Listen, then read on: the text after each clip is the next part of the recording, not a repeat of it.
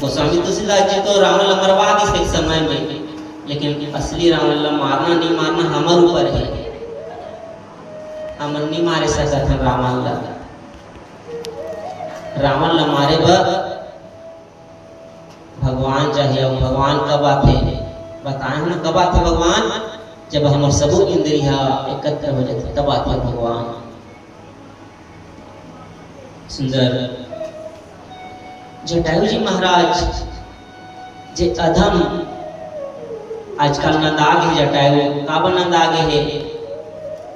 एक गरुड़ आया ना भैया, बोला हम इंजेक्शन बेधन ऑक्सीटोसिन कर दर्द के इंजेक्शन एनिमल के इंजेक्शन बेधन और गरवल खुल्लम फेंक दे वही खा खा के हमर कलयुग के जटायु सिरा गए। बहुत बड़े पक्षी रहा है, यहाँ तक कि बड़े बड़े पंखिया खोज घलक हो जाए।